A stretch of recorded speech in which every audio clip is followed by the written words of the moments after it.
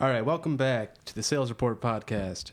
We're here, episode 3. For those of you who don't know, the Sales Report is a podcast. It's the show where we make honest content for people starting a new endeavor who want real numbers and insight, and a transparent look into small business. Not like those other guys, if you know what I'm saying. My name's Eric Shorter. I'm here with my co-host Mike Smith. Say hi, Hello. Mike. There he is. Mike Smith in the building. This is our 3rd episode. How you feeling about it, Mike? I'm really enjoying it so far. I like that. I like that when we're coming up with these, I'm feeling a little uncomfortable about asking the questions. I think that's kind of a sign that maybe we're doing something good. You know? And it's just we're fun to trying hang to out and push our and our guests' boundaries a little bit, Definitely. And I think it's going to be for the good of the show overall. And we had Patrick and Martin so far, 2 very different guests and very interesting in their own rights. Yeah. I will point out similarities between all 3 of our guests, if you can pick up on it. I picked up already. What do we got? Musicians. Yes. Or musicians and people who, Or at least a passion for music. Yeah. Yeah. No, Patrick they're plays. all musicians. Yeah. I think that's interesting. that's more telling of us and the people we have on deck to get on the show. Yeah, I guess they're just people. But you didn't meet Patrick through music. That's true. You met him through Not business. through playing music, but through selling music. Yeah. True. Media. Anywho, let's just hop right into this. I'm very excited for this episode. We're taking a step up into what's between small business and big business. I believe it's medium business. All right. I think that's what they're calling it. We'll see if he likes that moniker. Our guest today is Tom Consalo, president at Sunny Boy Produce. Hello, Tom. Hello. Hey, Tom. Hello. I pride myself on being medium. It's one of my favorite things about me. I will say I think I get what you're saying though. Like I don't know. I mean I'm here to learn about your business, but from what I know so far, I don't know if I would categorize it as small business. Yeah, it seems like we're branching up. What would you say? Yeah. So at the moment, right where we are right now, my business specifically would be still small business. However, I have been involved in, I guess, what you could categorize as beyond small business, right? Mm-hmm. In the sense that we're talking about, in 1 year, maybe $100 million in revenue, right? So you're talking about significant numbers. Yeah, I mean, they're big numbers. It sounds, and it is, right? It is, but it's really, it's really just another version of that small business, right? So my business right now, it is absolutely small business. Okay, but I don't know if it is something that's defined, or if it's something that you have defined for yourself. But are there like strict parameters that you would call that would make the difference between a small and a big business? So yes, I don't know what they are, just because I'm unprepared. I'm sure the IRS for that knows question. But yes, if you were to Google small, medium, and large business, and I don't know what they would be, but I would venture to say that. Right, yeah. So I would venture to say that when you're talking about $100 million in revenue, I think that would get you somewhere out of the small business realm. Yeah. Well, can you describe your business a bit Sure for thing. the people? Yeah. So a little bit about my background. So I'm in the produce business. So I'm in the growing, distribution, and packing distribution business of produce, and that's fruits, vegetables. My great grandfather started the business in the 1920s, and started basically farming, and so came over from Italy, was working in northern New Jersey, New York as a auto mechanic, and was making, if I remember correctly, I don't remember exactly, but it was like somewhere around a couple bucks a week, right? $5, $10, $8 a week. His brother had gotten a job on a farm in mid-central southern New Jersey, and was like, "Hey, Bill, I got this job working on a farm, and I made $15 this week." And he's like, basically like, well, fuck this, I'm gonna That's go. crazy. Yeah.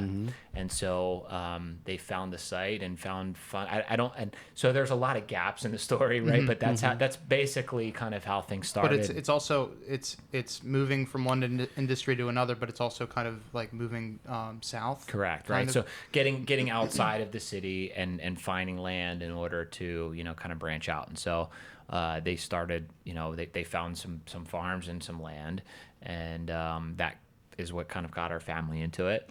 My grandfather's generation then kind of really bolstered that business, took it to the next level. My father's generation then even more so that. And then things change over the years. A lot of transitions happen in family business and stuff like that. And I've gone on to participate in several family businesses, and then in the past, say, 3 years or so, started my own. And in that, that's where I am now. And so basically, I have background in farming, warehousing, wholesaling, distribution of fruits and vegetables. And so that's of product that's grown and cultivated locally here in New Jersey. And then because the business was built from there, we then source product from other areas of the United States and of the world. And then, because of that, we then kind of versed ourselves in import, export, and things like that. And so that's what my business is now. As a matter of fact, now my business actually revolves more around product from out of the country and especially out of state. And so That's so wild. Yeah. And so can you before we get too far into the direction, please. Yep. Can you just kind of give us an idea of what Sunny Boy Produce does day to day? Yep. Like, what's the scope of the operation? Sure thing. Yeah. So we sell. So Sunny Boy Produce supplies retailers and wholesalers who then supply retailers with fresh fruit and produce.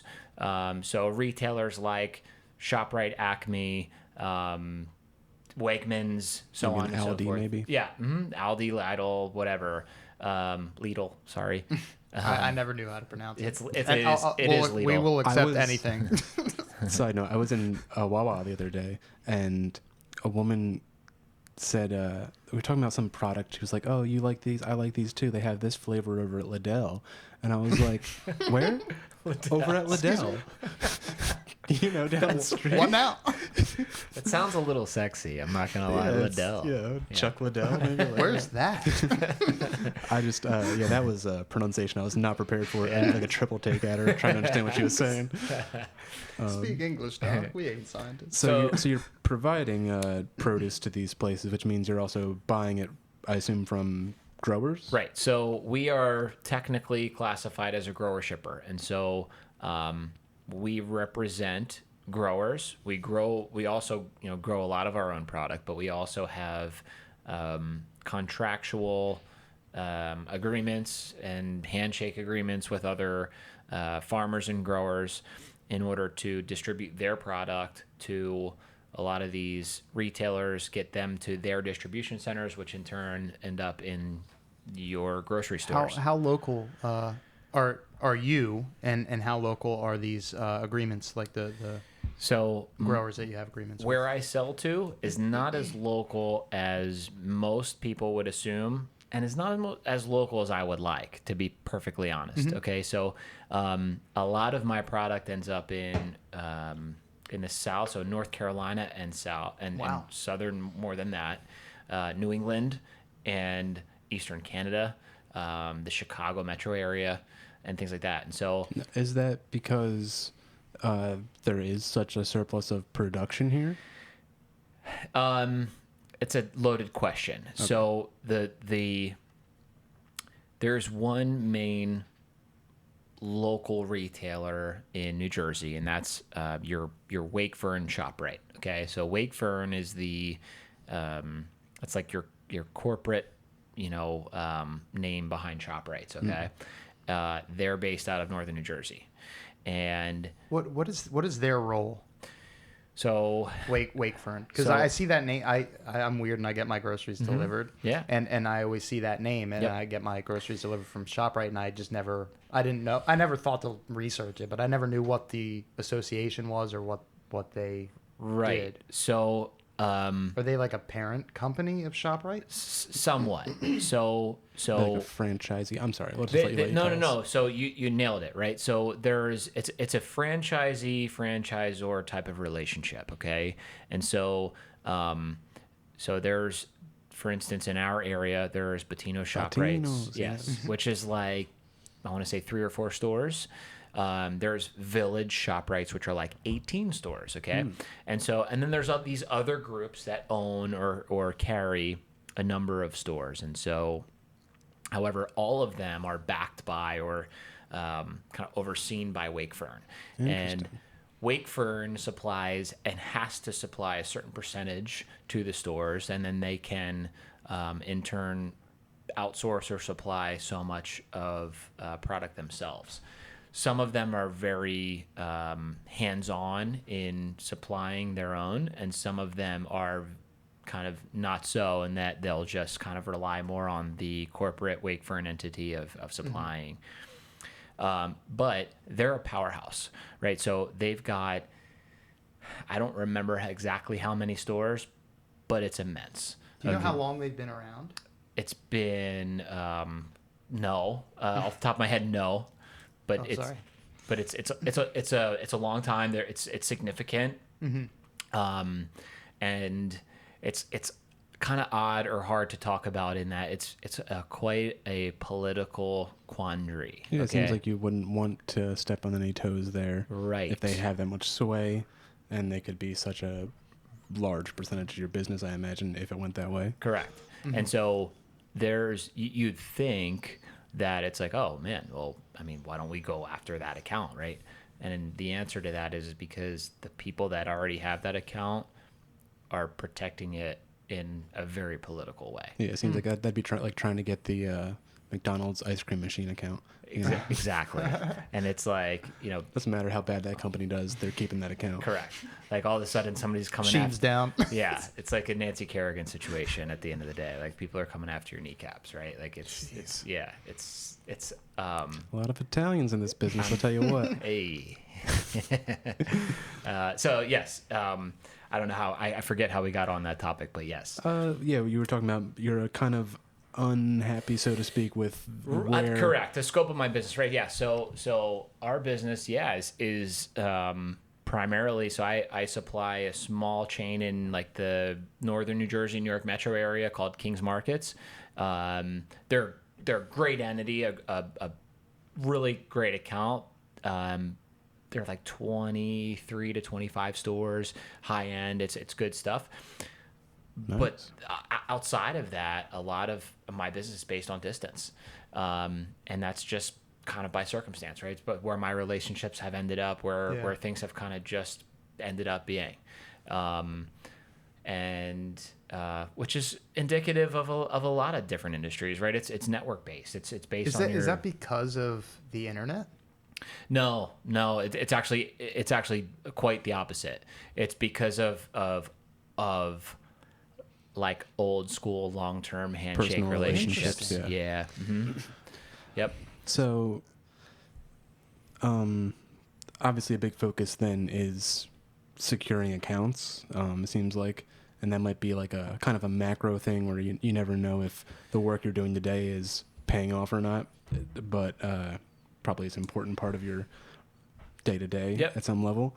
And then what's the logistics like of managing? How big is your team? How many employees are there? So I have a very unique type of setup with my company, with my partnership, with my with our infrastructure, so to speak.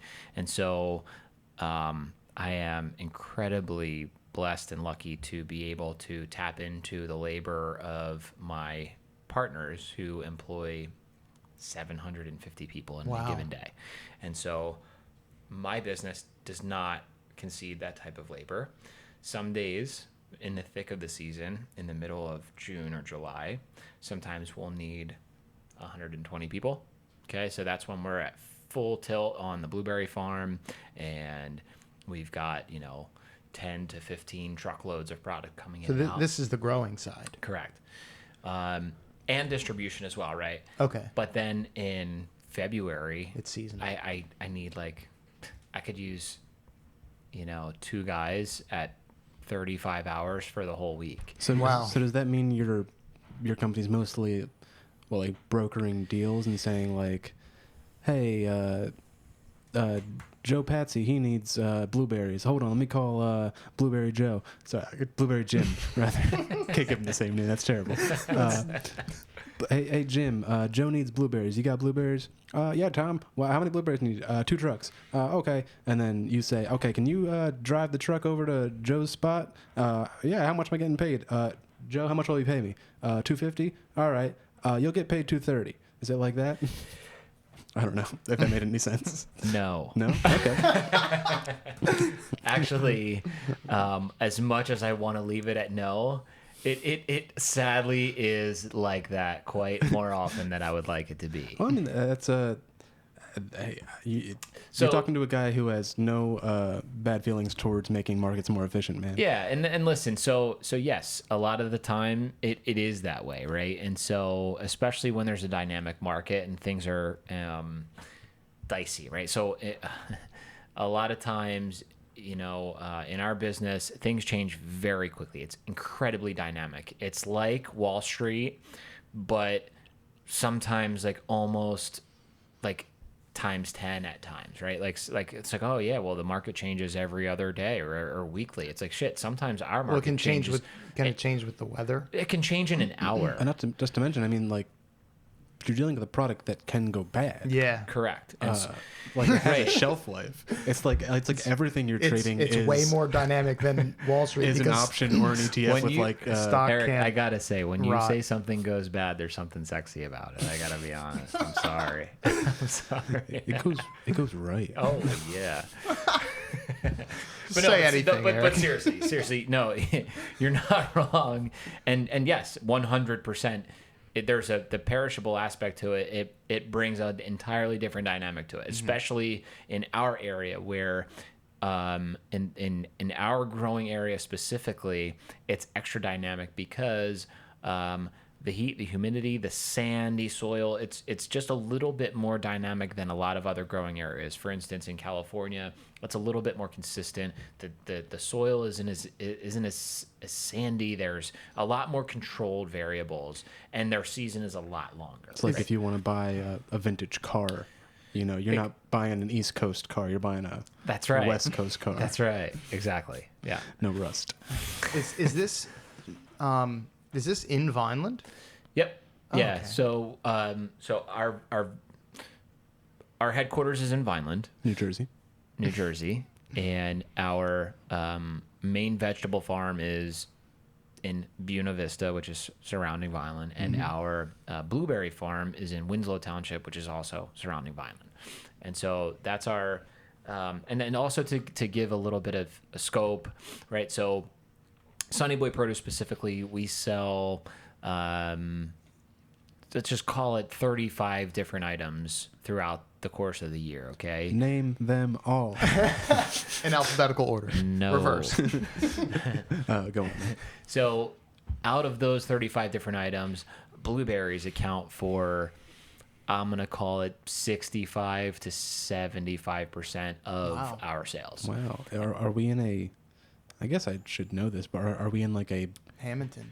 Hamilton's Blueberry. the blueberry spot. Where's Winslow? I was region? thinking that. I should probably know where. You said Winslow Township. It's right outside Hamilton. Okay. Yep. Yeah, because Hamilton is like the blueberry capital. It was known as the blueberry capital of the world. think And that- Is that really what it is? no, yeah, Okay. you're not wrong. I think that moved up north a bit though. It actually is now Chile. So Chile produces south, of much. course. Yeah, Chile produces much more blueberries than New Jersey does. But in How are they going to get them here though? in our window, yeah, that's a whole nother conversation. Talk about perishable blueberry trying to go over the ocean. Make no sense to me.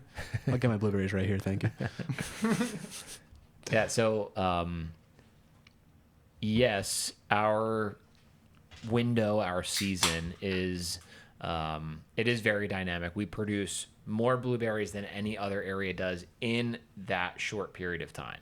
And so that's why it's such a dynamic market when it does come. And but just to speak to it, that's not just because of where we're located. That's also just kind of speaks a little bit to just the way that I've developed my business. And so my relationships have kind of organically sprouted from that rich soil of. I'm trying to help you I'll show let you more. go. puns. I'm I love sprouted. I love that. I like I was organically. going with the puns, organically sprouted. But yeah, seriously though, that's where my expertise really kind of hones in on, right? So Are you saying you just know blueberries well? yeah, and it's frankly it's just been it's been a lucrative item for me, and so I focused on that one, and so that's just where I've kind of been able to make more money. So that's where I focus a lot more of my business on. We're talking about like how things can vary and everything. Do you have people in your life, maybe like some uncle or something's like, Tommy, you can't put all your money in the blueberries. It's Yeah. The blueberry you gotta basket. Diversify. You gotta Yes. diversify. Yes. There's a lot of people that are that way, and they're not wrong. But I still make more money with them berries, so Yeah. I'd be selling them berries. There you go. Can you?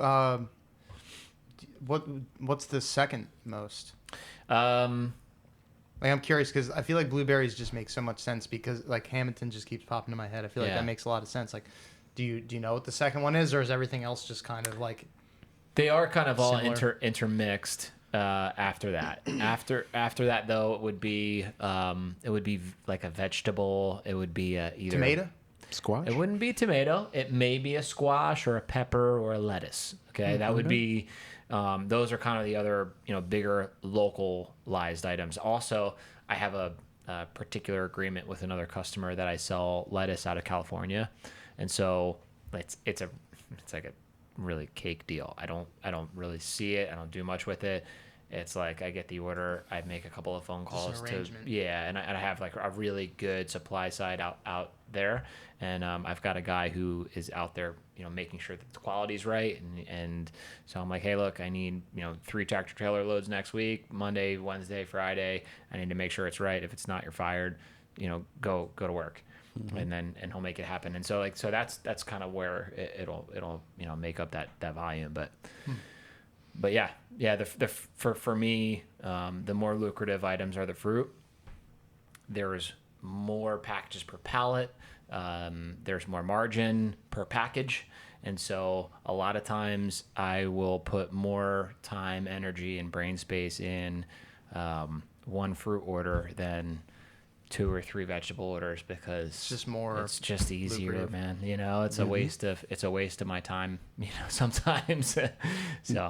So if we're living in a world with wholesalers and retailers, would you put yourself somewhere in between those? So no, I'm still on the supply side to both of those guys. Okay. So yeah, so I still would be, although and in my industry, broker's a bad word, right? People don't like to deal with the broker. Nobody wants to deal with the middleman. But frankly, although I'm not always a broker, a lot of times I am the grower or representing my grower. I mean, it's my family or my own farm or my guy that I paid for all the fertilizer and all this or that or whatever, or it's just a guy that he knows that I can sell it better than him. I was going to say, is there something to, maybe they don't like a broker, but they like another farmer who knows a guy? Yeah. And so there's been a movement in our industry to cut out the brokers, right? In the call it the past like 15 years or so.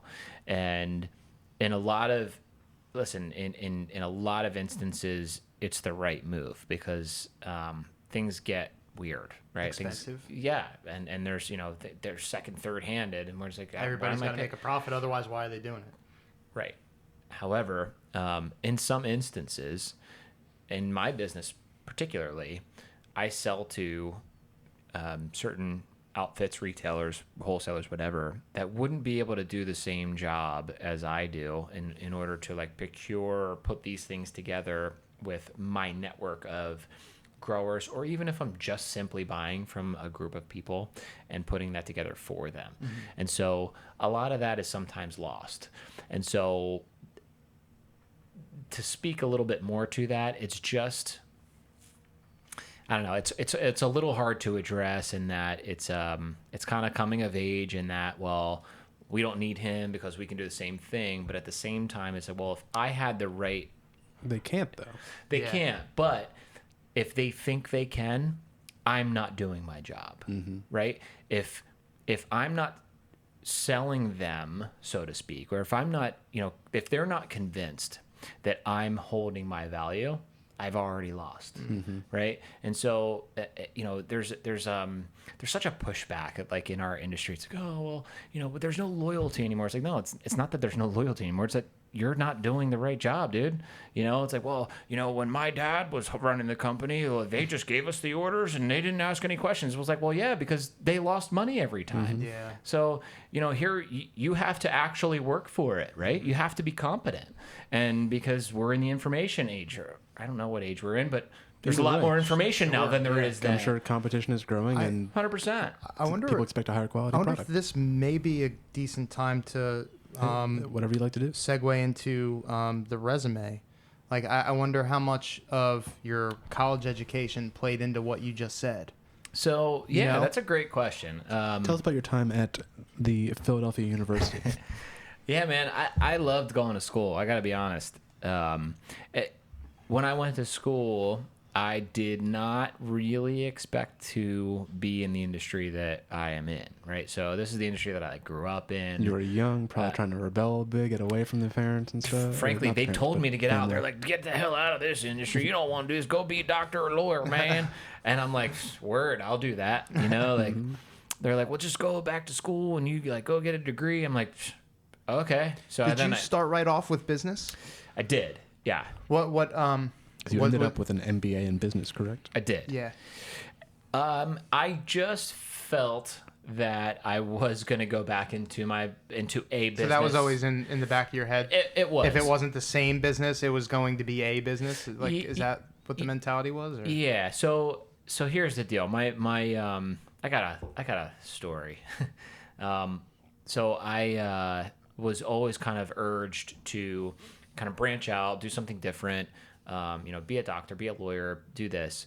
And then going into my senior year of high school, my father passed away. And so he was an integral part of our family's business and an enormous part of my life. Yeah. I was going to tell you, man, I've met people that you don't even know who knew him and tell me about him. Cool. Just because, where are you from? Vineland. I used to go to Vineland to go to the market to sell. Oh, yeah, you know these people. Oh, yeah, I know this person. Then they tell, oh, you know Consalo? Oh, yeah. So, yeah, I've heard That's great awesome. things about him from, like I said, people you don't even know you know. That's awesome, man. I thank you, and that will never get old. So thank you. I appreciate that. And that exact reason is what really influenced me to be like, all right, man.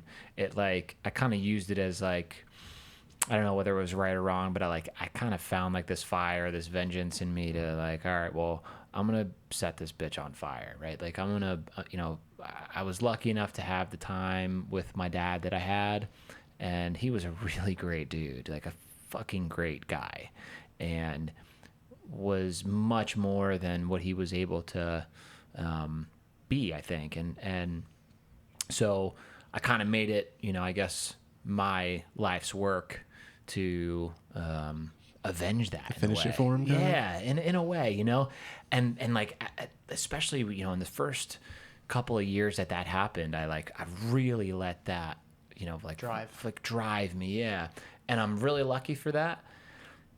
And then, the more educated that I found myself, I realized that I was kind of living somebody else's life, right? Like, it was like, oh shit, here I am trying to fulfill something that I don't even know what I'm trying to fulfill, man. Like, like I'm doing something.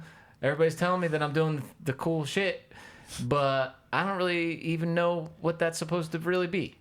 And so, it's all learning, right? And, this life is weird. Every life is Well, that's good awareness, because I feel like a lot of people would just float by that and miss that. Yeah, it's been, I'm so lucky for it, and everything.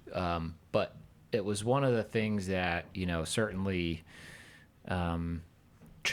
put this different trajectory on everything. And, it was a realization in a lot of ways. And then it brought me back into the industry that I'm in now, but then over time brought different perspective to it. And Man, not for nothing, I've been watching a lot of Lion King lately. You've been rewatching it over and over again? My dog watches it when there's like a storm outside or something. It comforts him. Yeah. For some reason you like to watch cats. I don't get it. But It makes sense to me. I don't know. Not for nothing. I mean, like, look at the story of Lion King. Simba, Mufasa dies, of course. He goes out into the world, unsure of where he is, growing up, with Pumbaa and all that. And then, what? He gets called back. Of course, unlike the real world, Rafiki's just like, you want to talk to your dad? Okay, here you go. And he points at the sky and he's like, Simba, you should do this. He's like, all right, thanks, Dad. But it's kind of like that. You're kind of listening to the memory of what you think, like the projection in the sky of what you think he would. So you go back to Pride Rock and you say, I'm going to take over. And, but there's new issues now. It's a new world. It's not the same world he lived in. 100%. 100%. And now we get to do something new with the Pride, and I am responsible for that. And he wants you to find individuality. He doesn't want, like, I think you said something along the lines of you were living someone else's life. Yeah. Earlier. Now, he also wanted you to kill his brother. Did you do that? I hadn't killed any brothers yet. Okay. I Your don't uncles are all alive plan to. Yeah, my uncles not by your hand, at least. Yeah, no, they're alive. So far, so good. But that remains to be seen. So stay tuned. But seriously, I'm so sorry. No, don't be at all. Actually, it brings kind of to another point in that, so Sonny Boy now it's a fraction of the businesses that my families have been involved in, and even those businesses that I've run, and in businesses that, like Fresh Wave Produce or Night and Day Cold Storage. Correct. Yes, 100%. And so, for instance, when I came on to run Fresh Wave with my cousin, right? The company was doing, say, 25 million in sales. When I left the company, we did 96 million in sales, right? And so I'm not going to take credit for building all of the, building the business to that length, but I certainly am not going to stand and say that I didn't have anything to do with it, right? No, I think there's credit to go around there. I'm sure you came in and you saw good things that they built that they probably didn't even realize they had. Right. You saw the resources they didn't know how to utilize. 100%. And so with that growth, I was able to kind of realize how to make things efficient and see what was and what wasn't. And what I realized is like, man, like in this industry, especially, like we're doing a lot of work for not always a lot of money. And so I started to question like, man, I wonder if we just cut out this business. I wonder if we just didn't take these orders, right? What would that do to our business? And I mean, it was like a big taboo, right? I mean, I would have these conversations and we'd have directors meetings and stuff like that. Tom, it's safe money. You can't throw it away. It's like, this is what we always did. We're these goddamn kids. And well, I feel like also some of those I feel like you would have to worry about like really like, I don't know, maybe this is totally way off, but like if they were old arrangements, like you might feel like just like you're stabbing someone in the chest, like you're cutting someone off that you've had this business relationship with for years potentially is like what I'm picturing with a decision like that. It might be really difficult. Absolutely. But you a little fresher to it. We're going to talk for you. I hope it's okay. Thank you. But you a little fresher to it come in and say, we're not doing them dirty. They've been doing us a little dirty for a long time. Correct. And so, right. And there's a lot of both, right? And as you look through the books and I find I've found some of my little kind of competencies are like really cutting out the fat in the businesses that I've been involved with, and so like I've been lucky in this endeavor and with Sonny Boy to really be, especially with the partners that I have today, I have a luxury of being really picky with the business that I choose to take on. And so normally with a startup, especially in my industry where the competition is high, you take everything you can get, right? You know, it's like, well, you know, look, if I got to take this sale at a loss, I'm going to show them that I can do it well, and I'll get it on the next one. And then the next one comes, or like, you try to build a reputation to maybe grab other business. And so what a lot of times that leads to is just a bad habit, right? It's like, well, of staying busy, and we're spinning the wheels, and everybody's working hard, and we're doing great. But man, we get to the end of the year and we're like, oh shit. How do I pay myself? We made $40. You know, it's like, and so here's a quarter, don't spend it all in one place. Yeah, like, live within your means, son. And so, but no, you know, and so you can only eat blueberries so many times.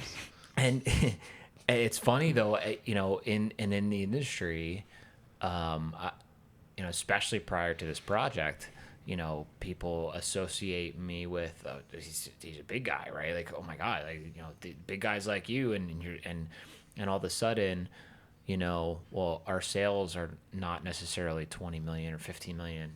You know, maybe we're doing like 6 and 8 million, right? But the internet says 6. But right. I was interesting. You never know, like when you look up a site and was I going to embellish, right? Yeah. What was he going to really say? But at the same time, is our margin, you know, 1% and 2%, or were we able to inflate that to 10%? Right? And so like I'll take 10% on 6 million all day long, right? Are you seems kidding? like a lot easier work than 1% of. I wasn't a math 60 million. major, but I like that number. You know what I mean? And so, you know, it was really hard to get to that point of like zen where I would just pass up sales and say no, like build that boundary and say thanks but no thanks in a diplomatic way, and continue to find like and stick to my mission and stay continuative with what I want to do and how I want to run my business. And some days it was better to take my daughter to the zoo than it was to bang away trying to make $1 on a couple hundred squash or peppers when I could make $6 a case on a whole tractor trailer load of blueberries, where I can live off that for 3 weeks. Right. And so that was a big transition. What you said, it's efficiency. It's 100%. And you know, it took me a while. I mean, it took me a couple of years. Well, I have a couple questions about this, and I want to hark on the college experience a little bit more. Yeah, please. Too. Sorry, I skipped Yeah, that. No, I was that's gonna say fine. we should just hit a couple marks and then wrap around back to this. Yeah, I have a couple questions because I when me and Eric were on the call, just kind of going over the the outline or whatever, I saw a lot of different businesses, and I wonder how many businesses were you involved with before your college career? Okay. Before my college career, I was involved with 1, 2, 3. Oh, okay. Wow. Yeah, so I have one in particular I've been dying to ask about. All right. So according to your LinkedIn, I believe, it says you were an intern at Wealth Capital Group. Yes, I was. I just want to let you know that sounds like the fakest company in the world. I believe you just needed credits, and you wrote down that you worked at a place called Wealth Capital Group. I did need credits, but I did intern there. Was it a family business? Nothing. No, I did stuff. It was not a family business. So this was it was basically my It was a financial advisor. Money management? That handled. I wanted to ask you about this too. Also, Yeah. I'll let you know they have the worst website in the world. It looks straight out of 1994. They are It not is- Wealth Capital Group anymore. Okay. They are They have a something new website. else. Yeah, there's something else. They should redirect their website to that. I don't remember exactly what they are. Okay. Are they still located at something Landis Avenue? No. Okay. They need to update a lot of info.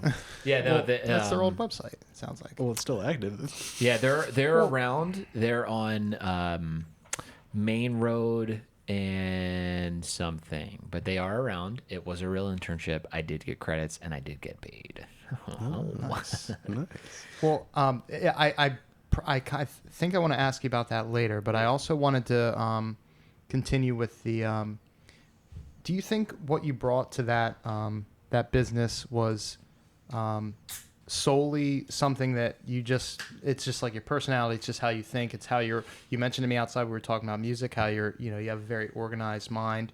Do you think it's mostly that? Do you think you really got a lot out of your college career? Or do you think it's just, the classic little bit of both? So, my stance on college education is what I'll tell you is basically like what I've told my younger sisters, my younger brother, what I'll tell my daughter.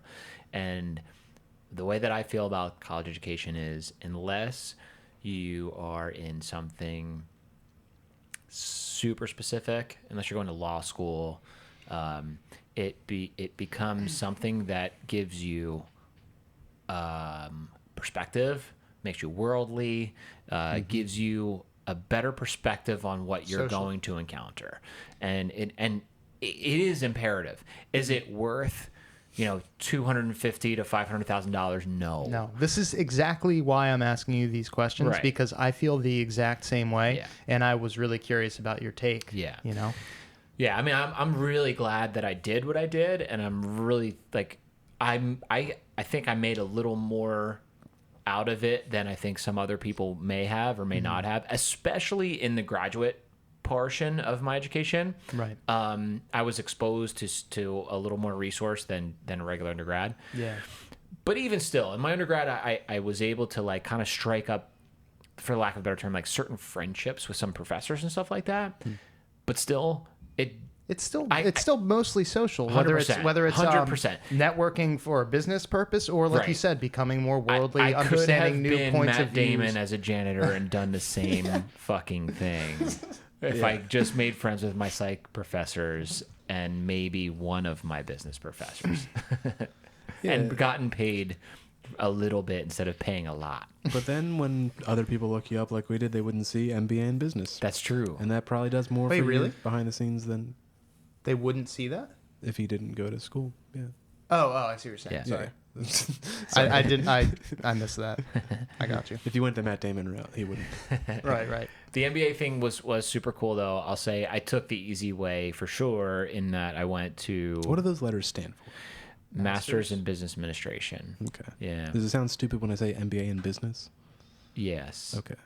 Just making sure. Yeah. I saw the didn't B think in there. I it was like, stupid, wait, and my I went to school for business too. I'll have you know, Mike, who went to school for business, wrote MBA business. Look, man, I didn't get an MBA. I only got a bachelor's. You Yeah. got a B. Look, it's bullshit. Okay. I think it's a scam. Yeah. It's very much likely a scam. It's a I'm scam. not saying it's a scam. It shows a lot of the hallmarks of a scam. Though. Yeah, frankly, I did the MBA thing because I didn't want to go to work yet. Right? Like I was, and not for nothing, I was a little bit younger.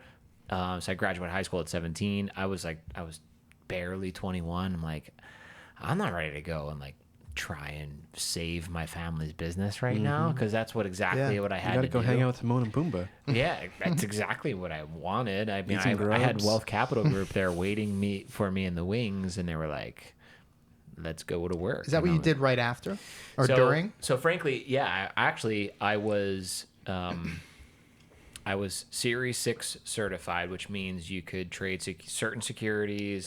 That's why I was really interested in this, because I'm doing life and health insurance Yep. right now, then essentials, and then Yeah, so I had a couple $100,000 under my management. I had made some commissions, and I was pretty stoked. Where were you putting that money?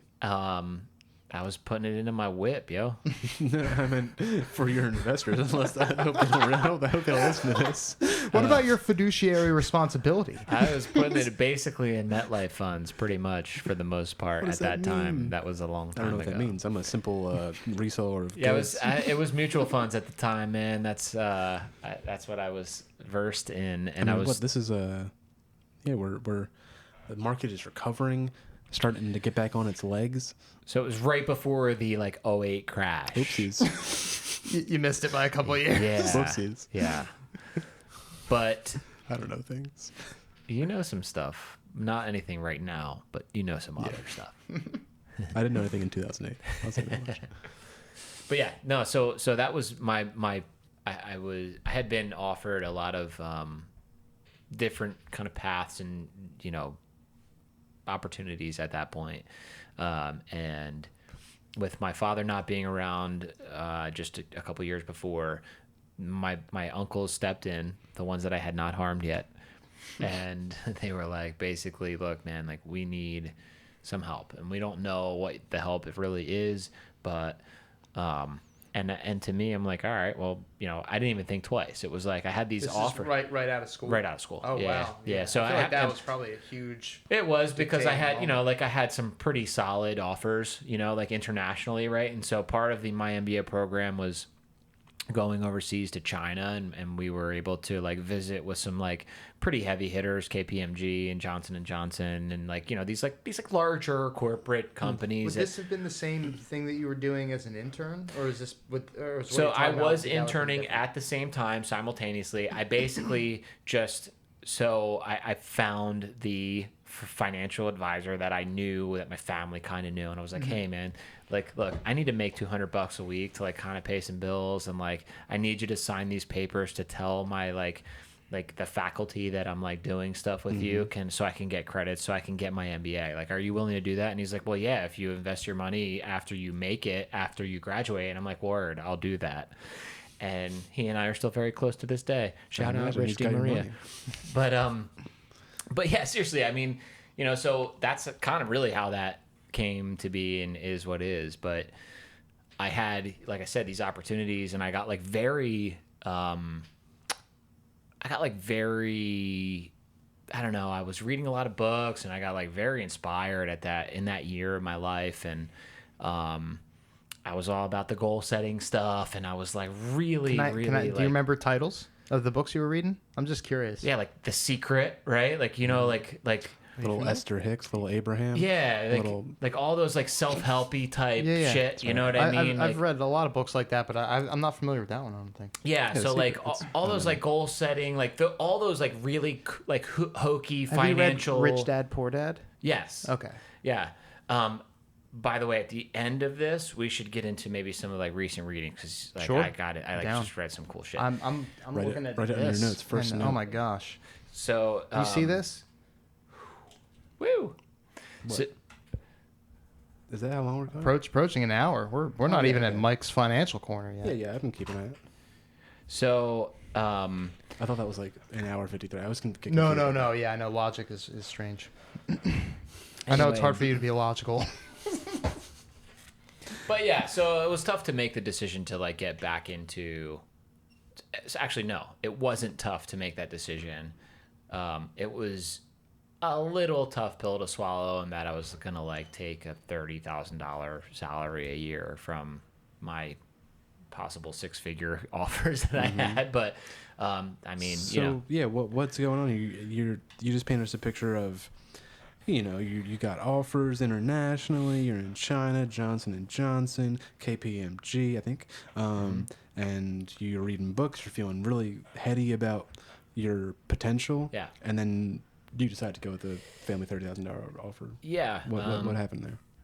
Well, they needed help, man. They needed help bad. They were hurting, and my dad wasn't there, and we had lost him just in the past couple of years, and I knew that was what I was what was needed, right, and what my family needed from me. And I mean, I had I'd gotten a lot from my family, and it was my time to try and pay it back best I It could. seemed like it was kind of always in the back of your mind. 100%. Right?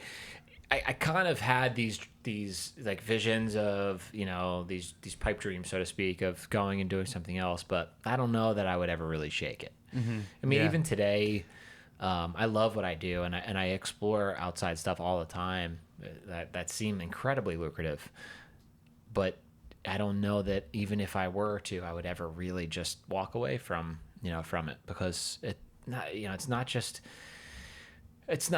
a legacy heritage type thing. Like, I've made a lot of friends that I really love in this business. It gets too. in your Yeah. blood. Anything, 100%. that you're Yeah. passionate about and you put all your stake into. Absolutely. Personally, not even financially, just like your reputation on the line. Absolutely. It becomes, I think, Yeah, 100%. ingrained. Yep. I'm doing it at a smaller scale, but I feel that, Yeah. if I left my business to work at something unimpressive, I'd feel terrible about Yeah. myself, about how people look at me. Yeah. It's like, oh man, I mean, and that's a whole other conversation too, right? Like, how people look at you, right? Does it matter? I don't know. Does it? I don't know. I mean, it depends. It depends on how you look at you, or I think that's a big part of it. yeah. I think it matters to everyone, if we're being honest. Yeah, I mean, yeah, I don't know. I mean, we could go that route and talk about that. But we're not going to, because We're we not going have to to. get to. I think we've wrapped up our first section pretty well. Yeah. Thank you so much, Tom. My pleasure. For digging into the who, what, when, where, why, and how. And after a short break, we'll be back with Mike's Financial Corner.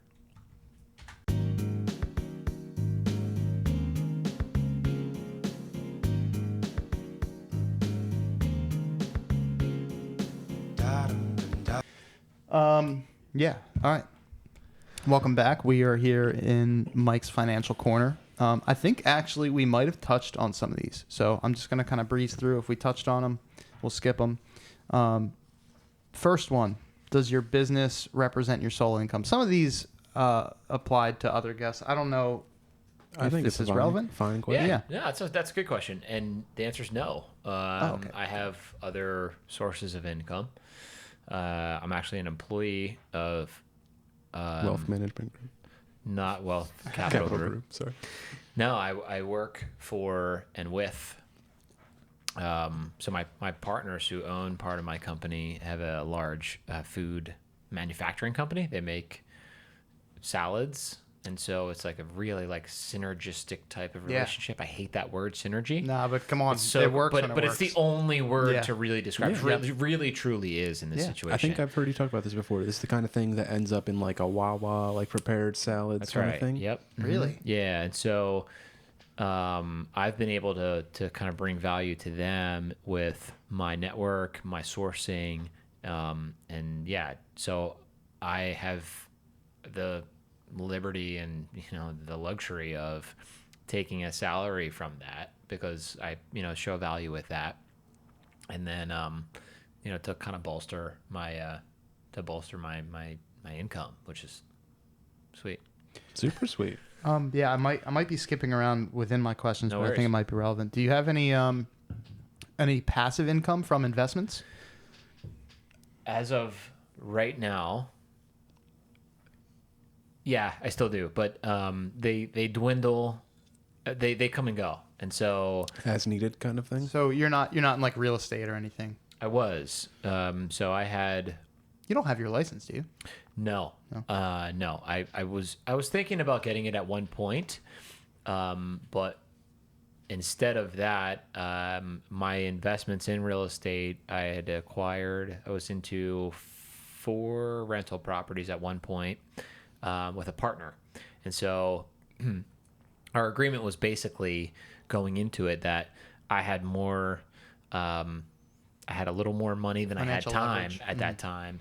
And he had a little more time than he had money. For management. of the Correct. And so I properties. was like, look, so you go get your license, you take care of the bullshit pretty much.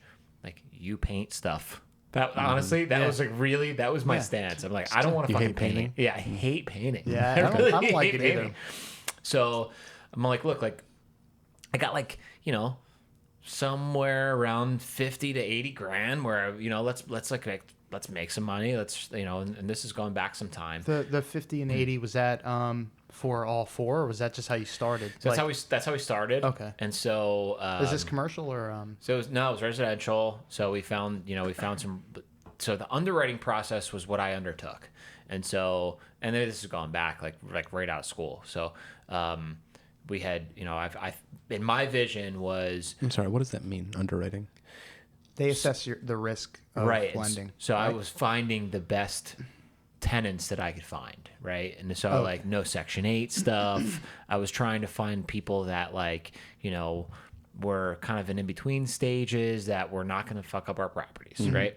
And so that was just the kind of niche that I thought we should go after at the time, and it ended up paying off. And so we ended up having 4 properties, of which we had like super great tenants.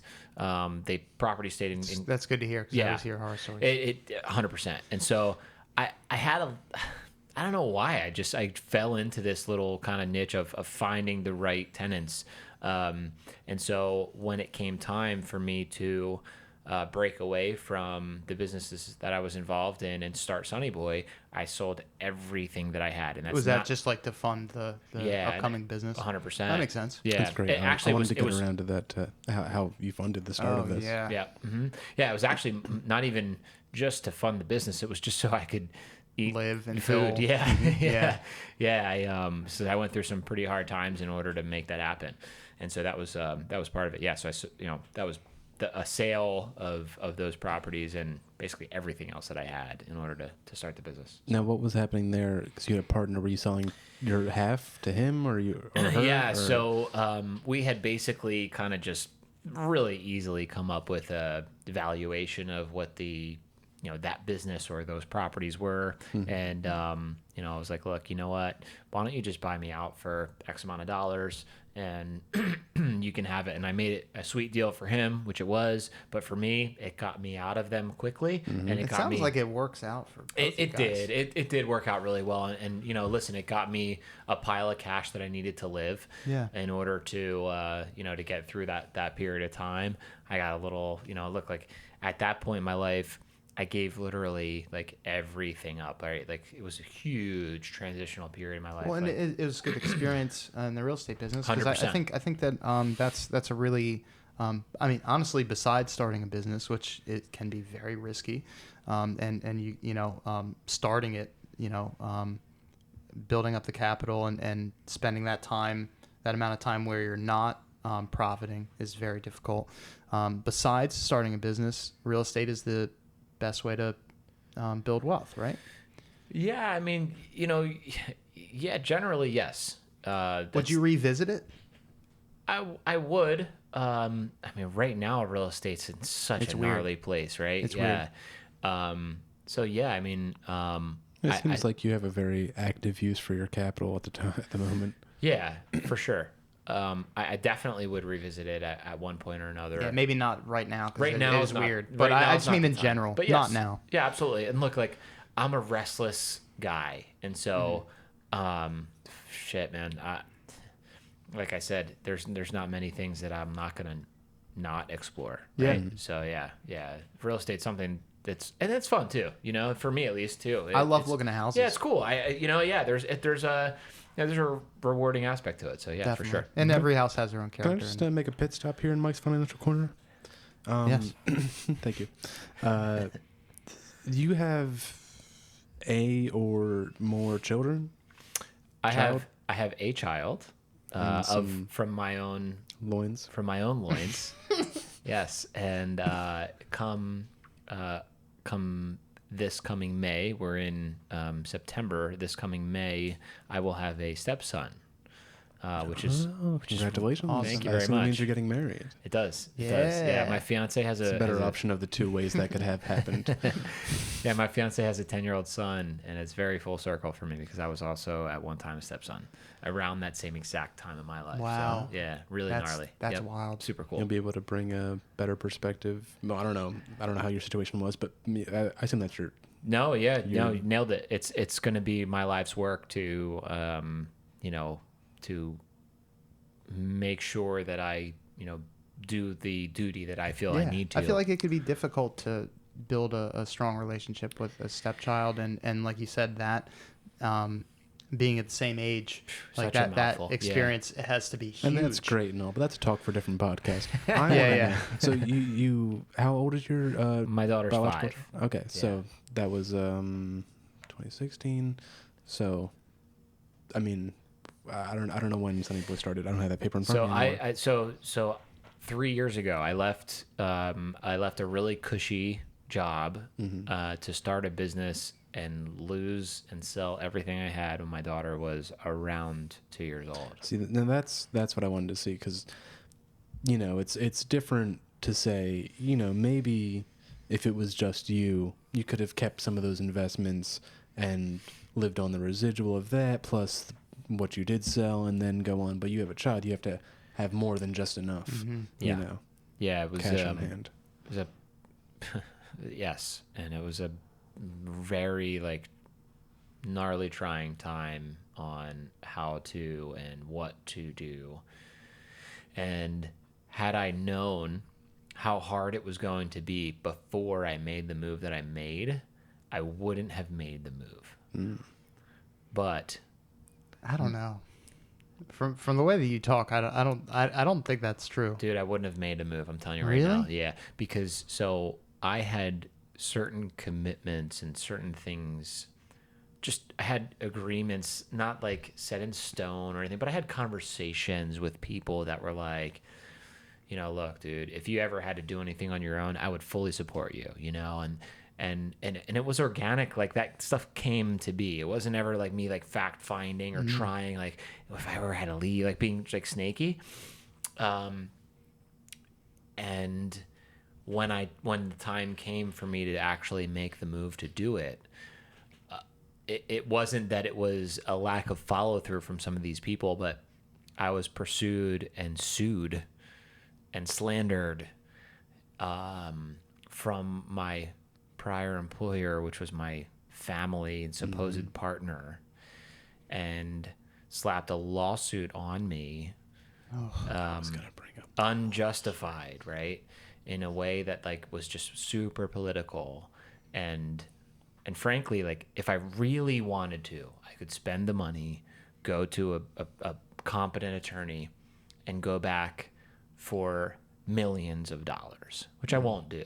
damages for slander and libel. Yep. And it still happens. I mean, it still happens. It happened, a glaring example just this past summer. But, and so I was sued, and that it took, basically, it gave me a non-compete and a $250,000 penalty. And so had I known those things, right? Had I known I would have to have paid this money, I see what you're saying. and I wasn't going to talk to my best friends in the business that I had built over years of reputation, Yeah. I would have not left. I would have found a way somehow to navigate, but I did, and I'm so glad I did. Right? Yeah. Got to return to Pride Rock. Beat Scar over the head with a rock. Yeah. Boom. Send him I into mean, flames. I think that's Send him actually into the pretty flames. good. Yeah. Yeah. I think I don't know. I think we touched on this loosely. What is your business's annual income? So it fluctuates big time, I'm right? sure So it we're does, in, yeah. so we're in our third year, and man, like it's so hard to nail down, like project what our income's going to be for a number of reasons. I just touched on the first is I was unable to like really hone in on my biggest relationships for the first 2 years of my business, right? Then you know, we're in the middle of a business climate that there's no history in there. Like COVID, the whole COVID climate. There's nothing crazy. to compare to. Yeah. Not in modern times with modern No, economy. exactly. And so, you know, like when you go to forecast, you know, sales and, you know, numbers, whatever it is, you There's too many variables. You look to history, but there's nothing we compare that to, right? And so, so I'll preface it by that. Our average between 3 and $9 million. Okay, in our first few years of business. So yeah, that kind of really kneecaps my next question, which how has it grown each year? But you've been faced with these external still a forces. super appropriate question. So our first year, I was proud of our sales, but falsely, right? So our first year, we did somewhere in between $3 and $4 million, and I'm like, man, we still did something, right? But we didn't make any fucking money. We lost money, and that's expected, right? But then, going into after that, like learning those lessons, and coming through the non-competes and the COVIDs, and so taking less sales but making more money was like something that I am genuinely proud of, right? And so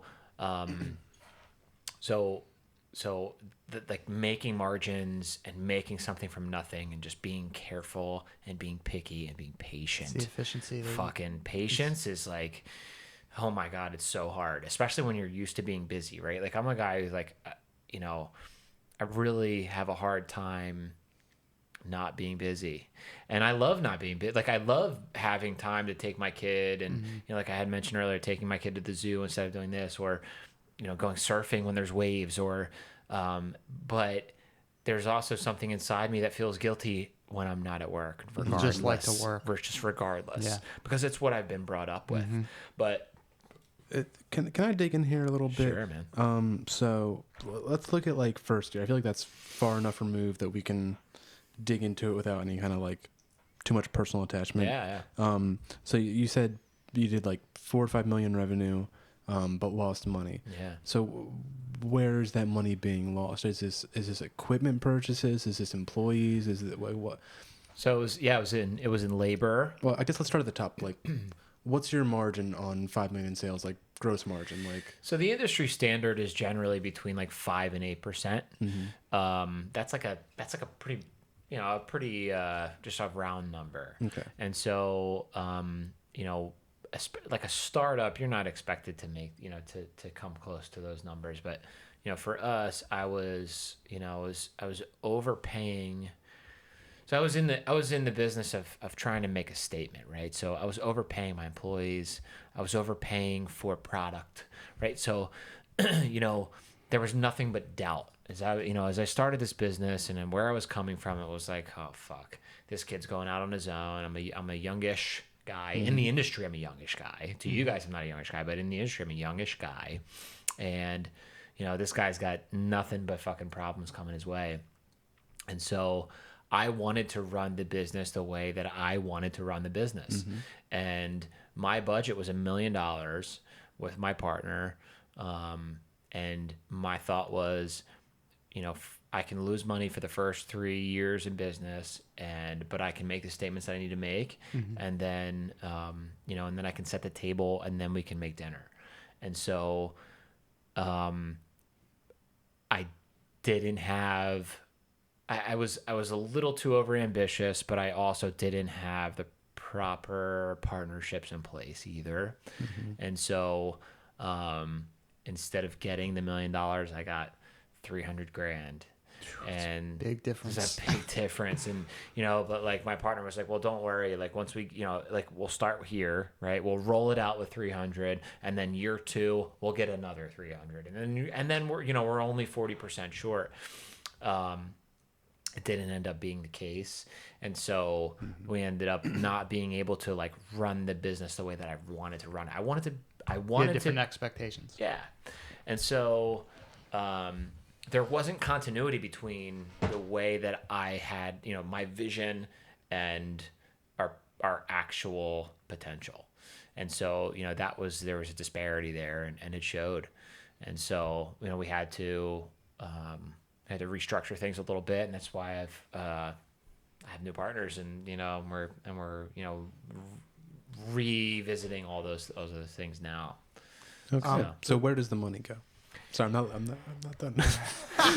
No, I mean, so you said you overpaid employees, which could be viewed as an investment, right? And then overpaid for product, which is, you have to forge a relationship. Yeah. to get your foot in the door. Sure.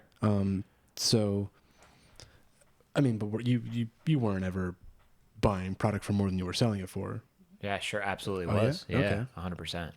Absolutely. So, yeah, I mean, like, tell me, like, how do you lose money? Like, I think that's a interesting road to understand because, you know, the truth is you gotta fail at some point, and you're gonna fail, and you have to learn from it. I guess the big thing is how it starts. Mm-hmm. Is what you're saying. You were not underfunded, but you were funded less than you were expecting. Yeah. And that are these are outside investors. Is this money owed back? Like, are you like? I think a big part of why businesses are, Is it are not debt? Are we losing profitable in money the on beginning debt? is because of debt to get the Interest ball and that kind of rolling. thing?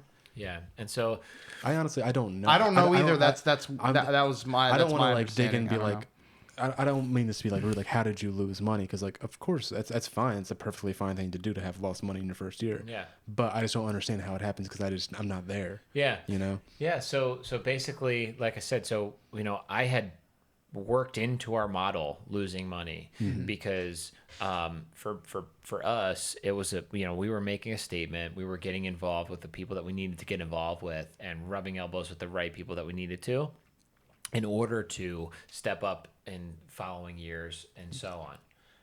And so because of that, the fact that we were unable to follow through in year 2, it took away from any statement that we were trying to The make. projected And so- payoff that you were looking for. Right. And so the people that we were up against were willing to follow through furthermore, to take losses, right? To continue to take losses to prove that they were the better suitor for that business, right? And so I knew that was going to happen. And I knew that if we were able to see it through and show that we would be able to play ball, that we would be able to execute better. I was a better personality to work with, and that eventually in time we would prove to be the better fit. And so the fact that we were unable to follow through, that served at the lack of continuity. So that ultimately lost you some of those things that you thought you were temporarily losing money for. Big time. Gotcha. Okay. Big time. And that was going after those big numbers, is that big business, the volume, right? Like instead of making, say, 10, 12, 13, 14, sometimes 20, 40% margin, making 3, 5, 8% on big numbers. And so that's what kind of was a catalyst for the shift in my thinking. Like, what am I doing? We were doing all this work for, literally a loss, which again, I knew, but even in the long run, like even at best, we're looking at, a margin of X. And here I can just kind of like go home and wait for the right opportunity to come and make this type of margin, and just being patient and not chasing, right? Not trying to mimic and not trying to, there's just a bad energy about that, right? There's just, it's just, I don't know. There's just something about it that just doesn't jive with me. It seems like you better understood your role. 100%. You were never going to beat the established people with a bankroll to get the biggest account. Right. And frankly, then it kind of confirmed, it kind of confirmed what I was on to before even leaving, in that, what are we doing with this business exactly? Yeah. Right? Like, is it just a piece because we're here? Are we just talking just we like to talk, right? Like, what if we just got really small and really specialized, and we could just hang out a lot more? I mean, realistically, work yourself to the bone. 100% work smarter, not harder, right? Like, it's as simple as it gets. All the time. It's as simple as it gets, and tried and true. 100%, man. Keep it simple, stupid. A smart man told me that a long time ago, and it just gets. I kind of hijacked Mike's financial. No. I appreciate it, because I'm skipping over a lot of these, mostly because we've just talked about a lot of them. I mean, if Hit us with your next one, Mike. yeah, if you're ready to move on, I'm Yeah, let's moving go to for it. my last one. It's just a fun one, and that's what this $20 bill is sitting here for. So if you're comfortable with it, if you're comfortable with disclosing your credit score, what is it? And if it's higher than mine, you get $20. I'll be surprised if it's higher than yours. So I don't know. Mine's suffered a little bit lately. So I just brought mine back from something real bad. So I've gone through a lot of things the last couple of years. Some credit repair as well. Yeah, gone through a lot in the last couple of years. I believe I'm up at like maybe a 720 at right now. Respectable. And I'll flip that bad boy. I don't even know Mike's yet. No one's agreed to do it yet. Really? Patrick didn't have one. you definitely got me. For sure? You definitely, yeah, 100%. All right. 100%. And here, so I've been through a divorce in the past 2 years. No, not 2 Congratulations. years. Past couple of years. But I mean, listen, going through like starting the business, guys, like I was down to, like, this is not a joke. I was down to like my last like $11. Okay. So like, right, I sold those properties. I sold everything I had. So guys, I had like Mercedes AMG cars. I had, Land Rover. I had the home that I lived in and all these other cars. But after going through this lawsuit, after going through this, what was slapped on me, I got royally fucked. Mm-hmm. So And- yeah, I mean it's not like these little nickel and dime habits thing. I mean these were big events. I got royally fucked. But and not for nothing, I was also irresponsible in things. Like I knew what was coming to me in some ways, but I also overlooked a lot of them. And so not just change the subject about your credit No. card. No, that was the game. Yeah. Mike keeps his $20 Yeah. but for now. no, I'm like, I was like stoked to finally start to like get things back rolling again. I mean, dude, I didn't pay my taxes for a couple of years. Like I just got okay with the IRS, like kind of recently. Really? Like, and yeah, like, That's and- weird because that was one of the questions I actually skipped over. Yeah, man. I mean, no massive. joke. I like, dude, I didn't know, right? Like, I mean, I was used to making fucking bank. Like I was killing it, guys. Like I was bringing home a bunch of money every year and like, no worries. Like I was cool. But then I realized like, well, yeah, I was cushy, but this is now only what I'll ever make. And it's not my ideal. I know I'm worth more. And I'm not even going to get into, or maybe we'll get into that after, but I've just now started to delve into like really what's worth what, right? But I just knew that my potential, was certainly sold short. And so I was willing to take hundreds of thousands of dollars less a year in order to take a shot at that, Yeah. Respect. I want to just do I want to move on, but I want to just do quick rapid fire. There's only 2 questions, but Hit it. real quick. I just want to I think I've been asking this. Do you think that people find it uncomfortable to talk about money? Yes. Their income or the discussions that we're having in the financial corner. Do you think why? Depends on the person, depends on the ego, and it depends on the amount of money that they make. I think. That's a great answer, Yeah. though. But yeah, I mean, Why ego? literally, I'll say this: I made this podcast. This was my idea. I mean, like we're making it, but like, No, it's your brainchild. but the point was to uncover all the stuff that people are afraid to tell you about. Yeah. Especially, in this case about small business and about how they started and all that. Because you only see the finished product and it looks glamorous. Right. And half the time those finished products are going under and you don't know it until they're gone. Yeah. But it's the content I wanted when I was starting, and it's the content I still want in my business because I have plenty of room to grow. Sure. And I just want to know how. But even Mike brought up well, what if we did an episode where Mike just interviews me? And I was like, am I willing to say how much I make on the podcast? I mean, probably now that I've thought about it, but like in the moment I was like, oh yeah. You know, like it's nerve-wracking. Well, that's why whenever we come up with these things, I'm like, is the guest comfortable with me asking this? Am I comfortable asking someone that? It's nerve-wracking. Yeah. And why? There's a societal norm where we need to shy away from talking about that. Like we need to for some reason. And you know, like I've said this before. I don't know if I said it on this or not, but we give this information to the people we don't know. You know, we give this to corporation, we give this to our bank, we give this to Credit Karma. You know, we give this information to them, and they use it.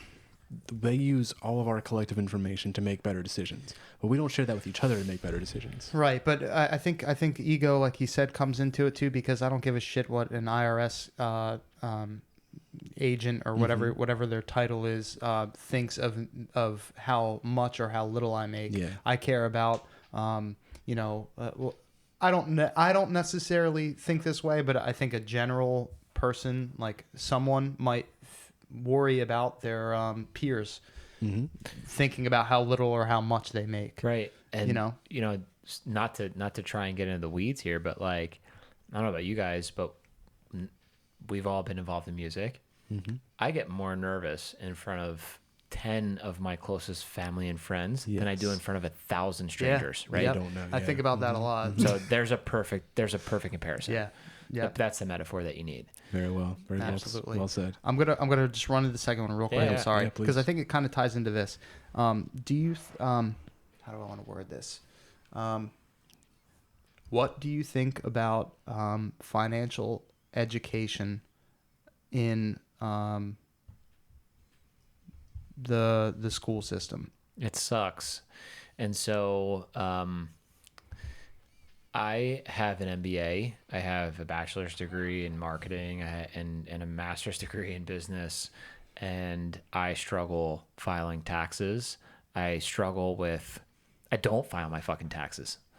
Yeah. I was going to school for accounting. Guys, I just got okay with the IRS after 4 fucking years because I was afraid after starting a business and being broke. Turns out they owed me a shit fucking ton of money. Okay? Like I should have known that. And it's not to say that like maybe another person would have, but if the system was proper, clearer, I would have known. Okay, I mean, I'm a smart-ish guy. I'm clever enough to know my way around. I can fucking figure a few things out. I'm not a very intelligent guy. I'm not I'm not a scholar by any means. But like I can find my way around. But it's also in your avenue. I'm not like you know what I mean, like business, finance, like these things blend together. But I went to school for business as well, and they touch on the, and I'm talking about college, not high. I think personally where this financial education lacks is middle school and high school, but in college we learned a little bit about accounting. You probably had accounting classes, right? And I couldn't. Maybe I could do my taxes, but I don't know. It seems like a barely. It seems like a crazy concept to me. But the other thing is that I when I bring this up lately, when I've been talking to people about it, is I think that a young person, like the first time I started working, I was 16 years old, and when I got that pay stub, I should have been able to understand every single thing on that pay stub, and I didn't, and I probably still don't if I really dig deep into every single thing.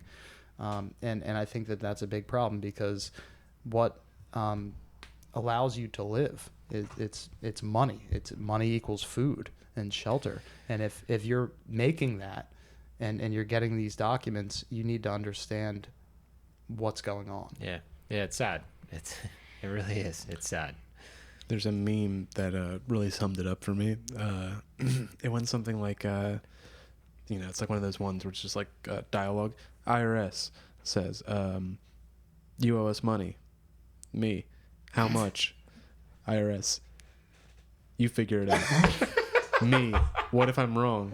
IRS. You go to jail. Exactly.